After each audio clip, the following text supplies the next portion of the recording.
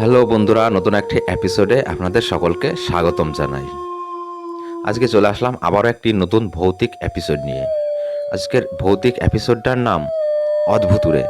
গল্প পাঠে আমি অঙ্কুশ, পোস্টার ডিজাইন করেছেন পলাশ ভট্টাচার্য এবং সাউন্ড এডিটিং করেছেন অরিন্দম ব্যানার্জি।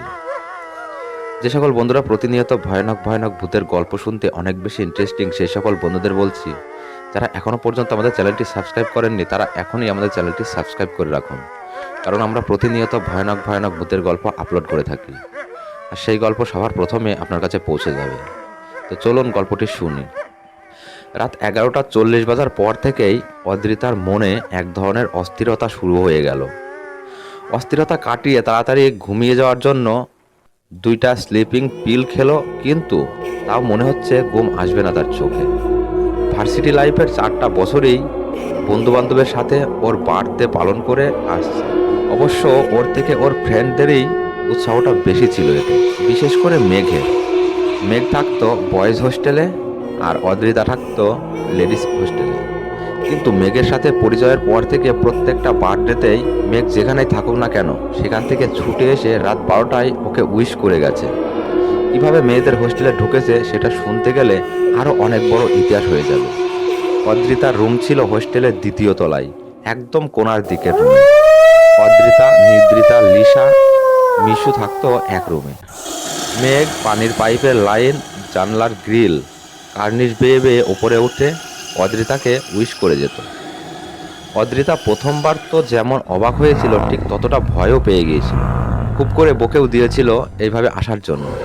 কিন্তু মেঘ প্রতিবারই এমন করে এসেছে অদ্রিতার হাজার বারণ না শুনে। অদ্রিতা যদি বলে, এই ছেলে আমি তোমাকে বলেছি নাকি প্রতি বছর এমন বাংলা সিনেমার নায়ক হয়ে অভিনয় করতে? মেঘ ওর ঝকঝকে দাঁত বের করে হেসে প্রতিবারই বলে, এই মেয়ে তুমি জানো না আমার তো একটাই মেঘাদ্রিতা, আমি আমার মেঘাদ্রিতার সাথে সিনেমা করবো না তো করবো কার সাথে? অদ্রিতা যদিও সামনাসামনি খুব রাগ দেখাতো প্রতিবারই, তবুও ভালোবাসাটা আরও পাকাপোক্ত হয়ে যেত সেই সাথে। কিন্তু এখন 4 বছর ভার্সিটি লাইফ শেষ, ফাইনাল ইয়ার পরীক্ষা দিয়ে ও বাসায় আসছে।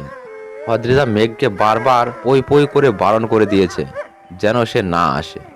ওর বাবা খুবই রাগী মেজাজের মানুষ, কোনোভাবে টের পেয়ে গেলে অদ্রিতাকে বাড়ি ছাড়াও করতে পারে। কিন্তু মেঘ যেন কোনো কথাই শুনবে না, একেবারে পরিষ্কার করে বলে দিয়েছে, আমি আজ রাতেও তোমার বাসায় যাব, তারপর মাঝরাত পর্যন্ত দুজনে গল্প করব। আমি জানালার এপাশে আর তুমি ওপাশ থেকে।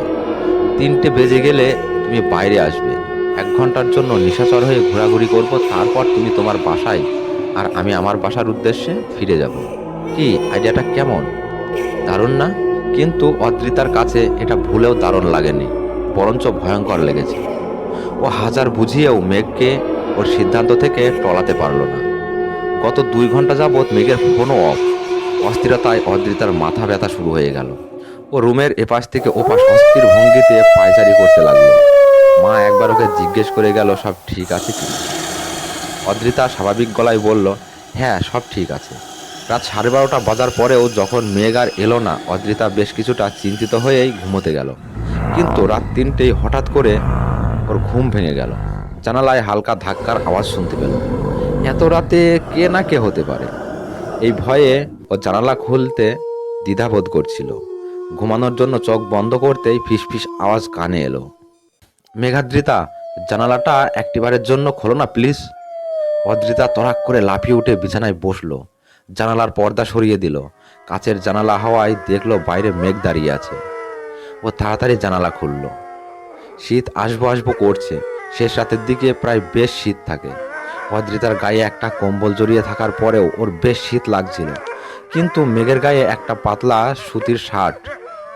অদ্রিতাকে কোনো কিছু বলার সুযোগ না দিয়ে মেঘ বলল, মেঘাদ্রিতা তোমার রুমের আলমারির পিছন দিকে একটা দরজা আছে, তুমি দরজাটা খুলে বাইরে চলে এসো। কিছু জিজ্ঞেস করো না প্লিজ। আমার 12টায় আসার কথা ছিল, কিন্তু সব কিছুর একটা শেষ না দেখে মুক্তি হচ্ছিল না আমার। তুমি তাড়াতাড়ি এসো, অন্ধকার মিলিয়ে যাওয়ার আগেই আবার তোমাকে ফিরে আসতে হবে। অদ্রিতা বেশ অবাক হয়ে গেল মেঘের কথা শুনে। ওর ঘরে আলমারি আছে, এটা মেঘ কি করে জানলো? আর এটা জানলেও এর পিছনে যে দরজাটা আছে সেটার খবর কেমন করে জানলো? এটার খবর তো আদ্রিতা নিজেও জানে না। যাই হোক, মেঘের কথা মতো সত্যি সত্যি একটা দরজা আছে। অদ্রিতা সেই দরজার ছিটকিনি খুলে বের হয়ে গেল। ফজরের আজানের আগ পর্যন্ত মেঘের সাথে সময় কাটিয়ে ঘোরাঘুরি করে গল্প করে বাসায় ফিরল। অদ্রিতা কেক কাটল, কোক ঢেলে রক্ত রক্ত বলে খানিকক্ষণ বাচ্চাদের মতো হাসাহাসি করল। আইসক্রিম দিয়ে মেঘের নাক মুখ মাখামাখি করে ফেলল, কিন্তু মেঘ কেক বা কোক কিছুই খেল না। শুধু কানের কাছে ফিসফিস করে বলে গেল, আমি তোমাকে সবসময় এমন করেই ভালোবাসবো মেঘাদ্রিতা। ফজরের আজানের কিছুক্ষণ আগে মেঘ বিদায় নিয়ে চলে গেল।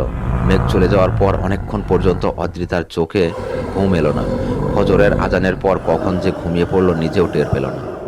সকালে ঘুম ভাঙলো মায়ের ডাকাডাকিতে। চোখ মেলে তাকাতেই মা বলল, তোকে সেই কখন থেকে ডাকছি, উঠছিস না? তোর বন্ধু লিসা, নিদ্রিতা ওরা বারবার আমার ফোনে কল দিচ্ছে, কি যেন জরুরি কথা আছে। তোর ফোনও নাকি বন্ধ। অদ্রিতা একটু হাসলো, ভাবলো হয়তো বার্থডে উইশের জন্য ফোন বন্ধ পেয়ে মাকে কল দিচ্ছে। কাল রাতে মেঘের উপর রাগ করে অদ্রিতাও ফোন অফ করে রেখেছিল।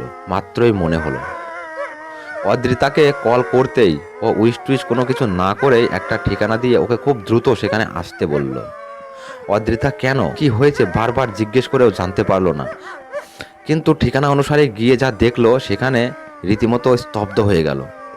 সব শেষে যা জানতে পারলো তা হলো এই, কাল রাত 11টায় মেঘের অ্যাক্সিডেন্ট হয়েছে।